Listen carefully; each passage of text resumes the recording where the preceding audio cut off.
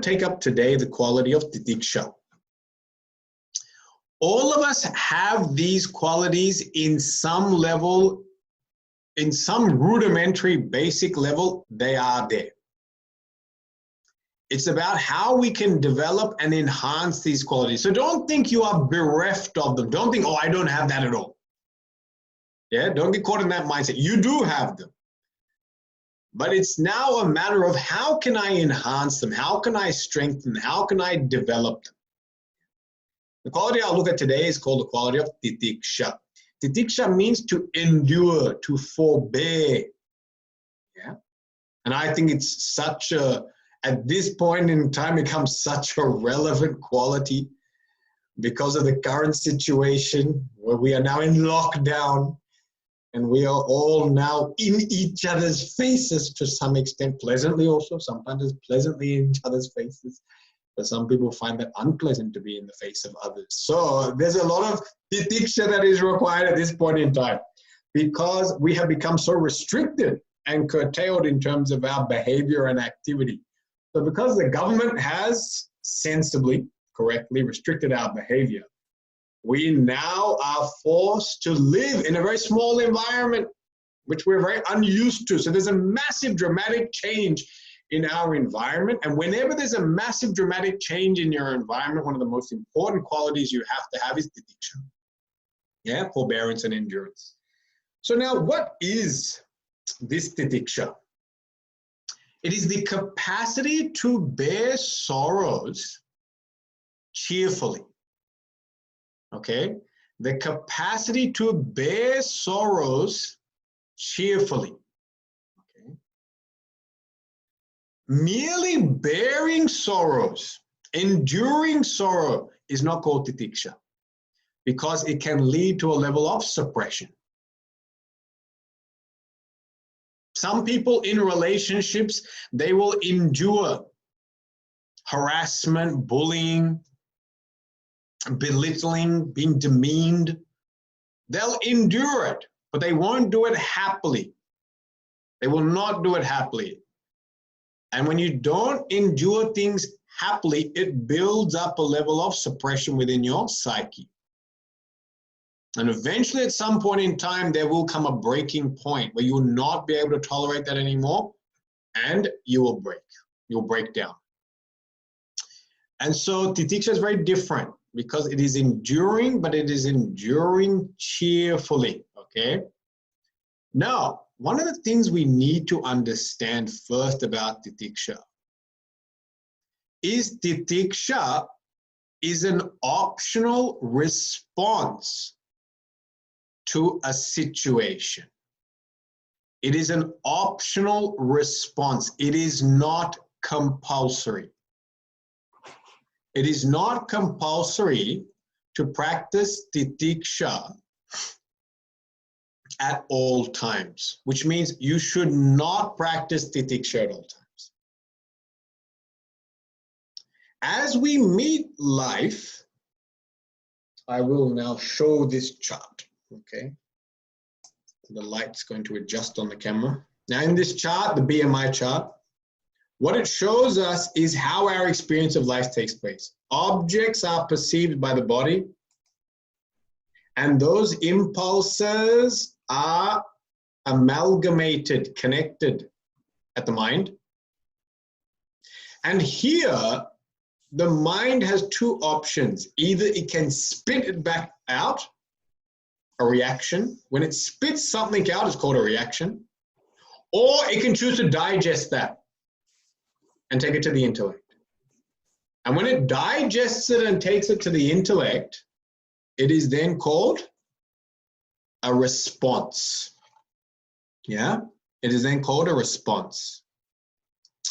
So we have incoming signal and outgoing signal. In life, what we are supposed to practice at all times is keeping this mind quiet. If you can keep this mind quiet, what happens? You allow that signal to go all the way from impulse senses to where it's amalgamated connected. All the five senses are connected at the mind. And you're allowing it to go towards your intellect. And it's at your intellect that you can decide, you can bring forth memory, you can bring forth knowledge, you can bring forth learned behavior, and you can then make a decision. You can choose. It's at the level of your intellect that you make a choice. And so what's required is we want this impulse to get all the way here. Therefore, what's always advised is keep your mind poised, because how does the impulse travel across? This is like a bridge. This mind is like a bridge. And if this bridge is disrupted, if the bridge is unstable, impulse will not go across. The bridge is too unstable. Yeah. So what we are advised is to always practice keeping that bridge stable. It's called samatvam. In Sanskrit, it's called samatvam. When you practice samatvam, the bridge is stable, the impulse goes across to the intellect. Now, at this point, at the intellect has to make a decision. How will I respond to this situation? How am I going to respond to the situation? That's now the intellect has to make a choice. And you have three choices at all periods of time. In any given moment, you have three choices. One choice, one method of responding is to be proactive and take control, to change the situation. So in a proactive situation, change the situation. Yeah, that's one option. The second option you have, avoid the situation. Avoid the situation. And the third option you have, endure the situation. Endure the situation. Now, if you look at it, this is a perfect scenario right now, right? Where actually in any given situation, I said you have these three. You can change, you can endure, or you can avoid. Now, when you look at different situations in life, you are going to have to decide upon your own context as to what behavior you must take. There is no formula.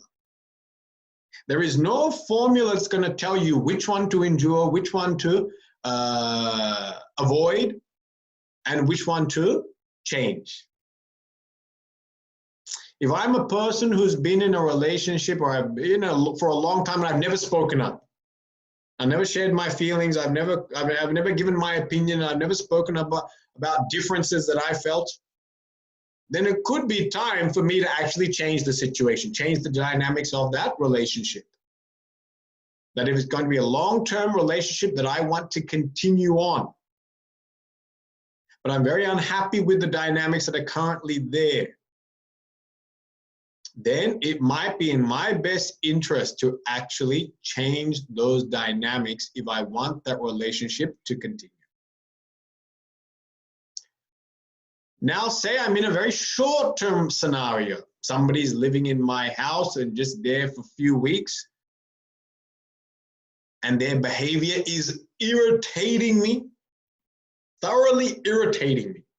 And so when it's thoroughly irritating me, I feel like I've got to tell this person because I want to change it. But of their 4-week visit, there's only 2 days left. When the 4 weeks you've done, and not even 2 days, let's say 2 hours, you're on the way to the airport to drop them off. You're on the way to the airport to drop this person off. You're 2 hours to be with this person. Do you really want to open your mouth now and talk about all the flaws and problems with their life, their thinking, and their method of doing things? How they eat with so much noise, crunching and chomping on everything, and how that irritated you for the last 4 weeks, 3 meals a day, plus snacks. Well, the snacks were the worst. And so, do you really want to now take this up? You might be very suppressed and feeling like, I got to get this out. But actually, intelligently, you might feel this is not going to benefit. 2 hours, we're not going to see this person for another 1 year. Is there a need to change the way they chew their food at this point in time in life? Probably not. So therefore, I might sit there and say, I will make a decision to endure this. And there are scenarios where you can avoid situations. Yeah, you might go to a very large social gathering and someone might be there that's gossiping about you, speaking bad about you. And if the gathering is so large, 100 people, you can avoid that person. There's no need to go up to them and try to reconcile in the middle of your friend's 50th birthday party. Yeah, that may not be the most appropriate venue to now have a heart-to-heart. So you might say, at this venue, I am going to avoid this person, and we'll take it up at a later point in time. So you must see, in all situations, you can change, endure, or avoid. We are talking here about titiksha. So titiksha, it means endurance, and it is one of 3 choices you have in life. So titiksha is not to be practiced compulsory all the time. You have to use your intelligence and recognize, when do I endure? When do I avoid, and when do I change? Yeah. Now we look at this current scenario, the scenario of lockdown. Now in a scenario of lockdown, actually what happens is, really our options to change and avoid almost become annulled. I won't say they are annulled. You still have methods to do things. If you're very, very uncomfortable being in a lockdown, you spend more time doing exercise because you're still allowed to run around outside and do exercise. And you can go every day and buy 1 piece of bread and then come back every day and buy another piece of bread and 1 piece of milk and another piece. Still legally you're allowed to do that. It's a little bit irresponsible, but legally you're allowed to do that. That's one way of changing your behavior. Instead of doing all the groceries once a week, you now do grocery shopping 3 times a week. Yeah, that is a change in your behavior. You have that option. You can try to avoid the scenario of being at home by building a shed in your garden and living out inside in your shed. That's another option of avoiding living in the house. Okay, you're still allowed to build sheds. Bunnings are still open. So that's good. You can go down there and start building a shed. You have an option of avoiding people. Yeah. But probably at this point in time, the most intelligent thing is actually to endure. Yeah, to endure the lockdown and endure my time inside. Now we said titiksha means enduring cheerfully. And now we're going to look at how to endure cheerfully. So now we've just set up, endurance is not compulsory. It is something you have to choose. Now, actually, how do I make this endurance cheerful is the question. And in Vivekachudamani, this verse comes on titiksha, and it gives the 3 obstacles to titiksha. What are the 3 obstacles to titiksha? Sahanam sarva dukkhanam apratikar purvakam chinta vilaparahitam satitiksha nigadyate. I think it's verse 24, 25 in Vivekachudamani. So in that, it gives 3 obstacles towards our endurance. 3 obstacles towards endurance. 1, anger. Anger, or a sense of revenge. Sometimes when we endure with a sense of revenge, that I will bear this insult now because I don't know how to think of a reply and a rejoinder to you making fun of me. But I'm going to go home and do all my research about you. And next time we come into a social situation and you make fun of the dress I wear or my hairstyle, that's it. I've got a reply and it's waiting for you. So now I will grit my teeth. I will say, thank you for making fun of my new hairstyle. Huh? It has gone from left part to right part to no part. It's departed. So the hair has departed and you have made fun of that. I can't think on my feet. Some people have that poor problem. They can't think at the time on their feet. And so all the witty replies come generally 3 hours later when you're at home. So at that time when you're being made fun of, ooh, you bear, but with anger. So that's called pratika purvakam. That means that person has got a sense of revenge. This is not endurance. This is endurance with anger. This is not titiksha. The second obstacle we have is chinta. Chinta, sometimes we endure, but there's so much anxiety. Like now we are enduring, but enduring with a lot of anxiety. Will I have a job? What will the economy be like? How long is this going to go for? How long can we sit like this for? Yeah. So then there's endurance, but there's endurance with anxiety. Chinta. And the last one is vilapa. When people endure with a sense of self-pity. Why is this happening to me? Why do I keep on getting stuck in these type of relationships or scenarios? It seems everyone else has got a wonderful boss, but my bosses are always terrible. They're always abusing me and bullying me and making fun of me and always giving me all the hard tasks. Everyone else's boss gives them easy tasks and flexible hours, but I always end up with some sort of Hitler-type personality as my boss. Oh, so unfair. So this is called vilapa. True titiksha has to be free of these three elements. A suppressed anger, anxiety, and pity. We have to be free of these three things. Now, how do we become free? Let's look at each one of them. Yeah. Let's look at anger. Apratikara purvakam. How do we become free of that suppressed anger that comes? And that's why it comes back to the first point. The first point was titiksha is not compulsory. Titiksha is a choice, and you have to remember that. That whenever you endure something, you have to tell yourself, I choose to endure. I choose to endure.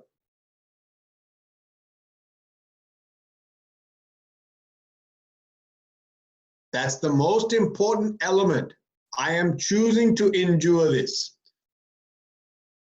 The minute you bring in this element of choice, you bring in the element of will. This is your will. This is your choice, your decision. You bring in the element of self-control.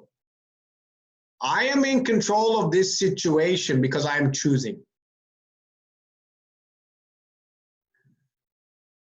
I'm choosing to be quiet. I'm choosing not to say anything. I'm choosing to allow this behavior to continue on. I'm going to do it, but I'm choosing that. Whenever you tell yourself that you're choosing it, all of a sudden your sense of control over the situation amplifies. And whenever people are in control of the situation, then their anger towards others reduces. Why? Because the ball is in my court. The reason we get a lot of anger with other people is because we feel very disempowered and we feel we are victims and others are bullies. And others tend to get their way, and others always are in charge of me, and others control me. No one actually controls you. No one controls you at all. We have choice at every moment in our life. It's whether we are able to recognize that control. Like I said, in many long-term relationships, we fall into certain dynamics, certain patterns, where one person generally tends to be director and the other one tends to be directed. And obviously the one that is directed is generally tends to be more agreeable, is more passive, and they can develop a lot of suppressed anger because they feel their situation doesn't have any control. They feel that I am always at the beck and call of my director. And a lot of people have misunderstood this as the relationship, the traditional relationship between husband and wife. A lot of people have misunderstood this principle as this is what Hinduism meant by the Pati Vrata relationship of husband and wife. And it's so misunderstood.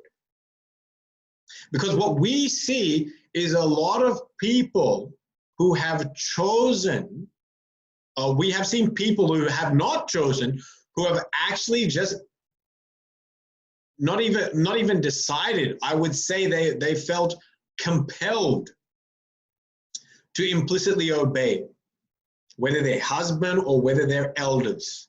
So ladies went into houses, they went into their in-laws and they said, well, I have to follow them.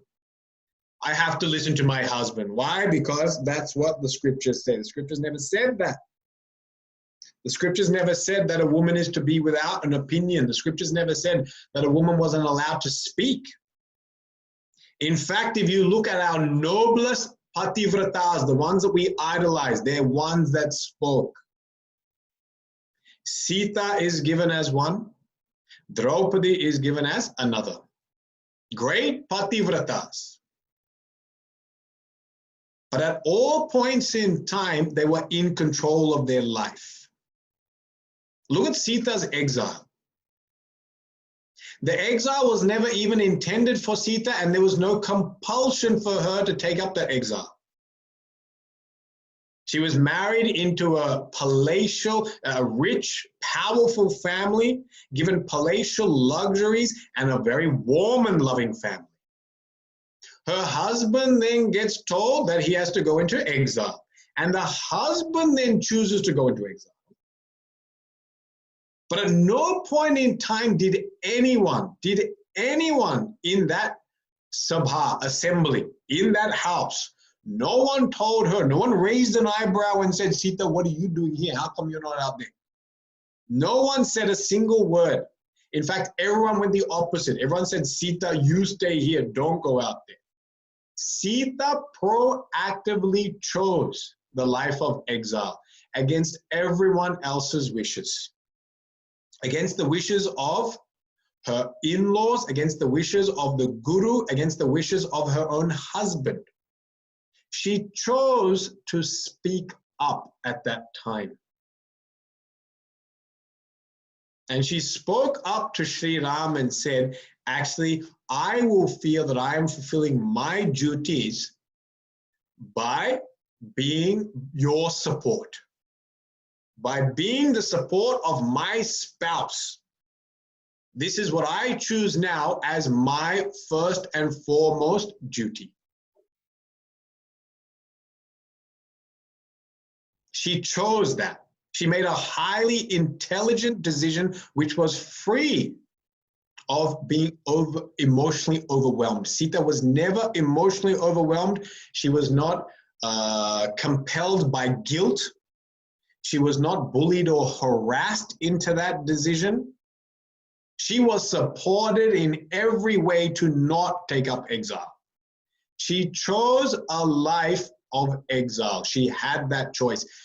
And that's why it's so important that we have to now become more self-aware that there are always relationships that exist. Everyone is in a relationship where we are being directed by someone. Whether it is a son to the parent, whether it is a daughter to the parent, or a daughter feeling compelled towards a wife, towards a husband. Nowadays, actually, we feel compelled towards our children. Our children have become our masters. Or whether you eventually become a full-time shishya and you feel compelled by your guru. There is no one that is free of this relationship of director and directed. It's called the mentor relationship. And we all need one.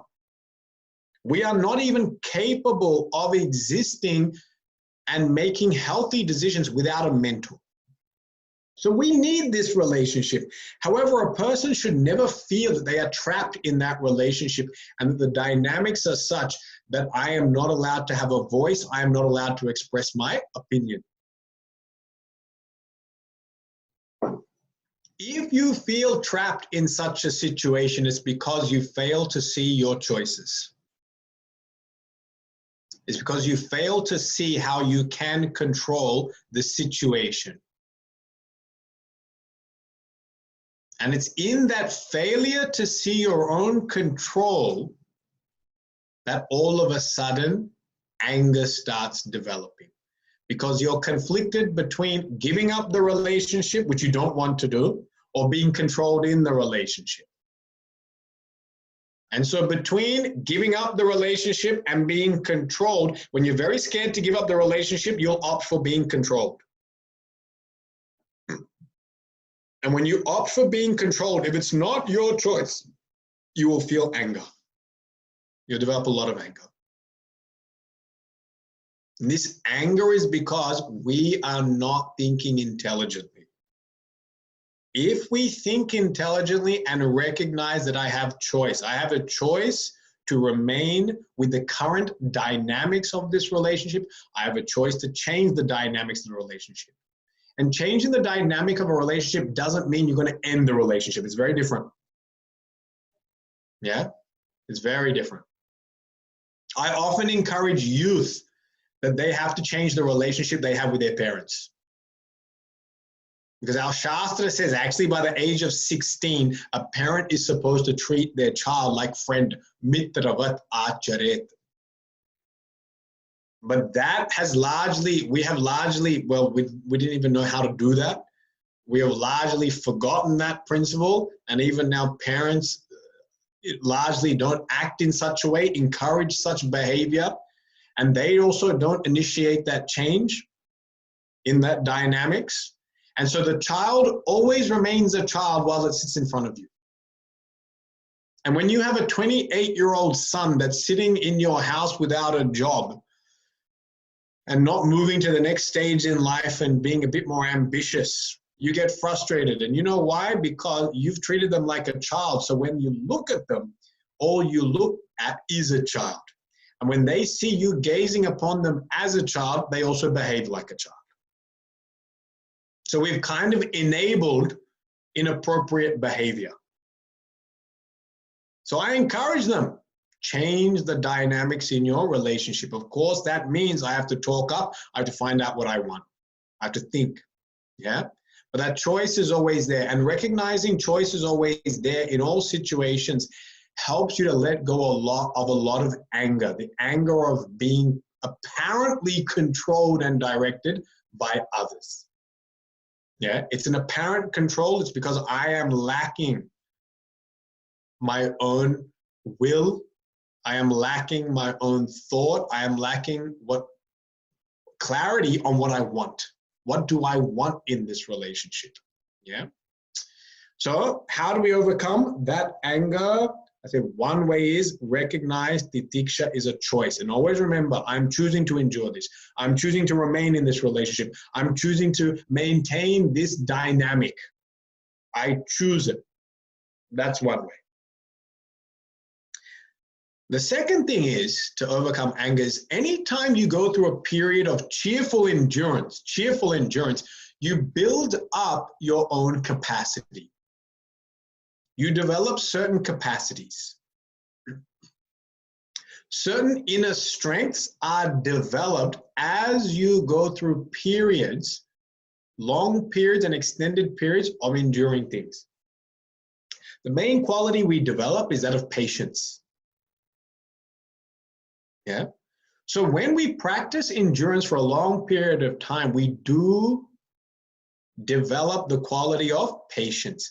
And patience is a vital aspect towards long-term success.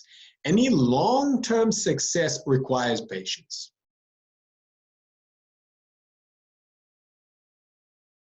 Short-term success may not. In some short-term situations, you have to be very much ambitious, dynamic, on the go.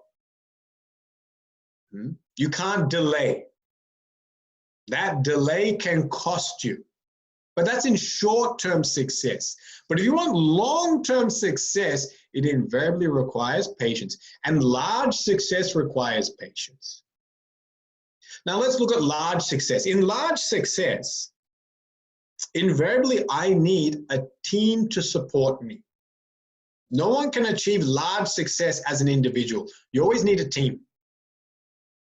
And one of the elements of great team success is the team should be harmonized, synchronized. They should work and think as one entity, not as individuals. If a team thinks as individuals, you don't have a team. You have a group of individuals.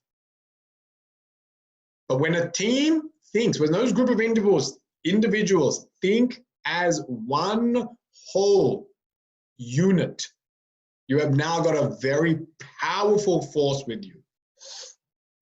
Look at our body. Our body is made up of individual cells, and each cell is actually different.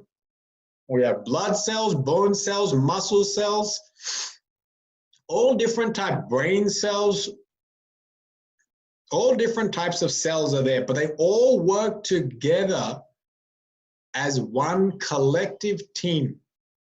And because they work together synchronized, they can achieve something great. All those individual cells come to compose and constitute man, the human being who becomes the crown of creation. And I'll explain why. But now just getting back to the point of titiksha, whenever I want large success, I need a team. And in order for a team to be effective, they need to bond, harmonize, synchronize. This period of harmonization, synchronization, in this period you have to be very patient. You cannot force bonding with people. You cannot force rapport with people. Rapport has to be very organic. Rapport requires patience. It requires you to understand people, to see their lives, to see their world from their eyes, to see the world from their eyes. And that's why a good leader is one which have a high level of empathy, must have a very high level of empathy, must know how does each one of my team members see the world. I might have 5 people in my staff. One of them is a young chap, highly ambitious, wants to get double promotion and eventually take my job and go beyond. I've got another person who's 45 years old, very comfortable with their lifestyle, don't want to change anything. In fact, this job is not their priority in life. There are other things which are their priority. Their family is their priority. I've got another person who's doing this merely as a stepping stone to get to another organization. I have to understand the mindset of each and every individual in that team. When I understand that, then only I can bring them together with a common goal. I can motivate them. I can get the best out of them. And in order to get that understanding, that period of bonding or rapport requires patience. You can't force agendas at this time. If you force agendas at this time, it falls flat because the people will feel you don't understand me. You don't understand why I'm here, and I'm not here for your agendas. I'm here for something else. And so at this period, you must understand patience is required. So this is one of the things to recognize. By practicing titiksha, you develop patience, and patience is so important in large external success. But now even in the spiritual field, one of the most important qualities you're going to need is patience. Because in the spiritual field, we are here to master and rise above our mind. We are here to gain mastery and rise above our mind. And to gain that mastery and rise above your mind, that requires extreme patience. To be able to sit in meditation, deep meditation, for prolonged periods of time, to maintain constant contemplation throughout the day. You have to have mastery of your mind. And in order to do that, you need a lot of patience with your mind. Our mind can be our best friend. Our mind is our worst enemy. We have to understand that mind as well. And so patience becomes a great strength for any individual who's involved in large, long-term goals. As you practice titiksha throughout your life, at any point in time, if you practice titiksha throughout your life, you have developed patience. And therefore, this is one way to help overcome that sense of anger, is to recognize that through titiksha, I have gained. Through practicing endurance, I have gained. I have benefited. I have grown. I have become enhanced. And through this way, you can give up that anger, suppressed anger that is associated with bearing unintelligently. So now this is how you deal with apratikar purvakam. We said we must endure cheerfully. We have to overcome anger. So anger, we have shown you the way out. Now another one, vilapa. How do we overcome vilapa? Vilapa is self-pity. Self-pity comes because I have a very overinflated sense of personal sorrow. Whenever I feel that I am the only one that is suffering to this extent, then self-pity sets in. It's whenever you see your sorrows as the most colossal, the most ginormous sorrows of the world. The feeling that no one else is going through what I suffer. This brings about self-pity. And therefore, what we need to do is actually spend time with other people. Whenever you spend time with other people, you will start to recognize that each and every person has got their own personal sorrows. When you don't connect with people, you don't recognize other people's sorrows. When you merely meet people and say hi and bye, you're not connecting with them. You're meeting them. Meeting people and connecting with people are two different things. When you meet people, generally, like when we go to work, and we see someone going down the corridor and it's a guy you've known for a long time, how are you? Good, everything's great, that's wonderful. Sometimes we answer the question for them.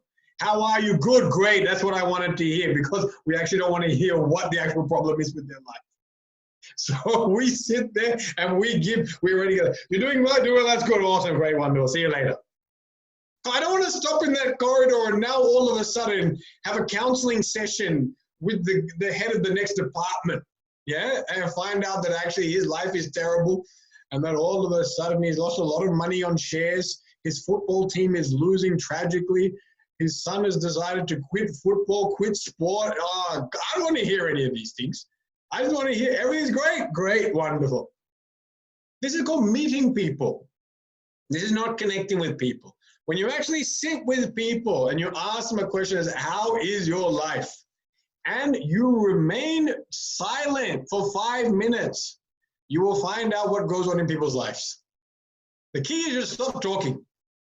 We love to talk. We love to break up that conversation, so we don't want to hear all the moaning and droning that's going on in their life. But if you actually sit with any individual for 5 minutes without talking, you will suddenly just hear all their problems pouring out of their mouth. It's just like somehow it's like induced.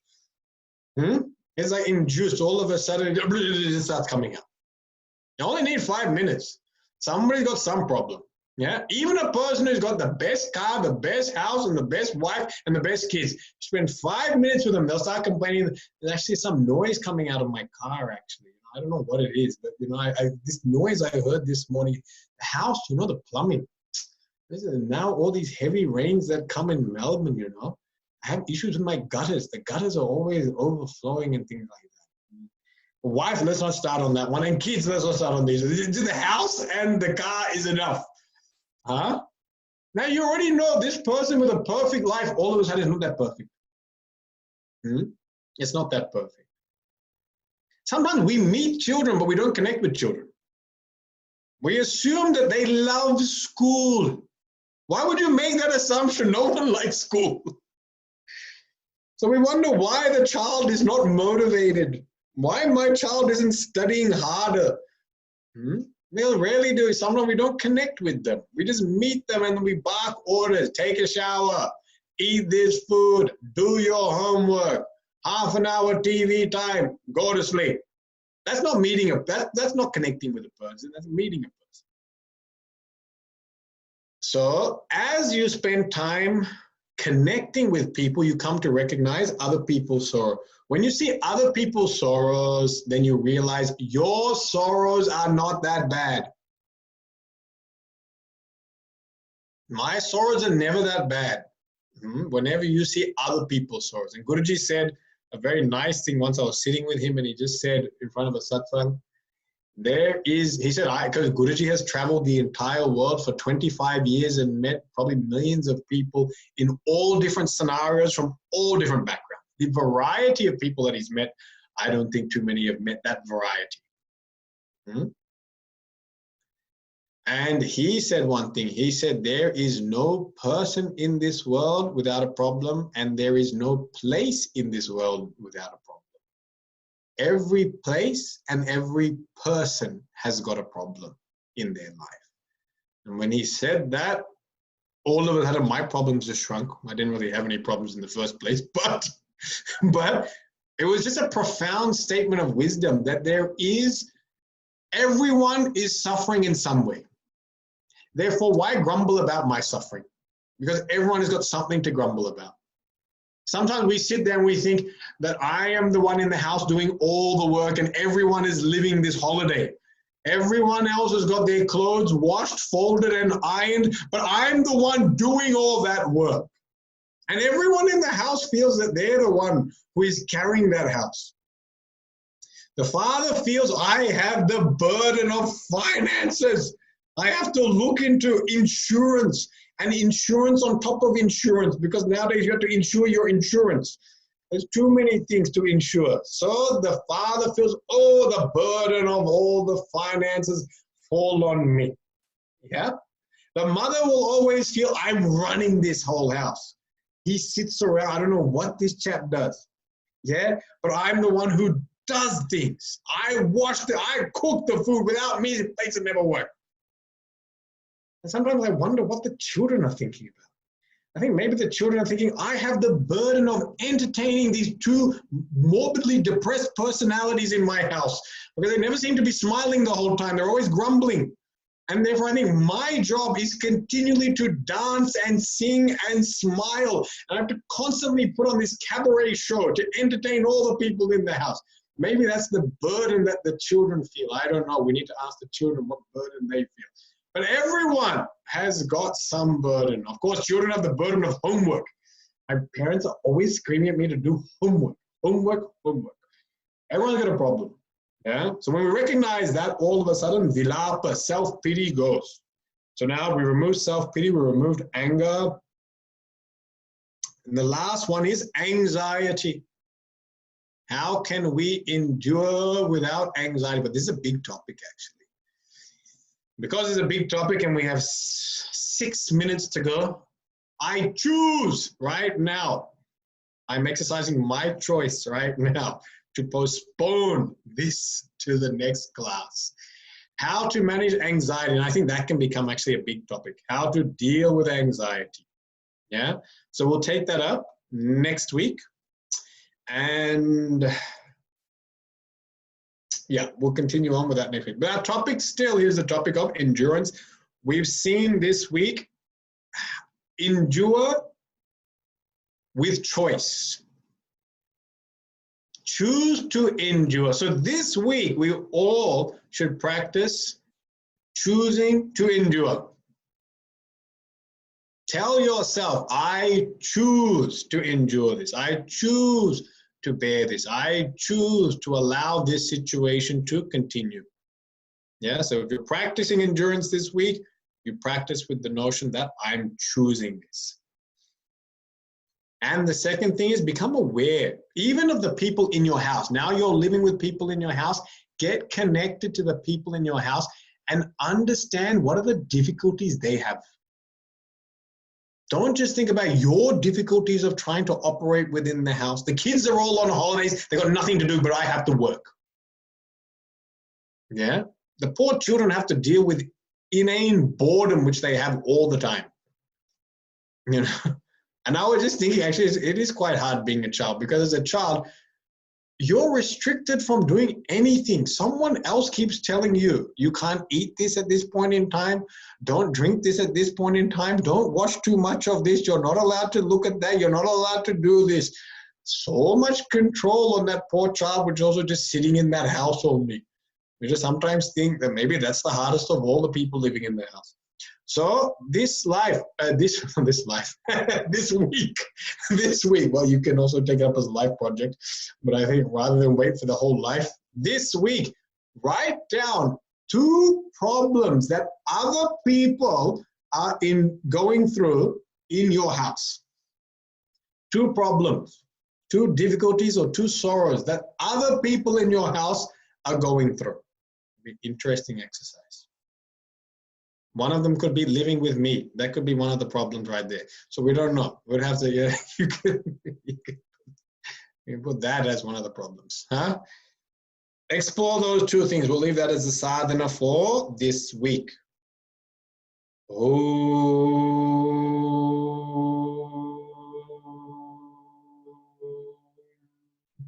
Purnamada Purnamidam Purnat Purnamadachyate Purnasya Purnamadaya Purnamevavashishyate. Om Shanti Shanti Shanti. Hari Om Shri Gurubhyo Namaha. Hari Om.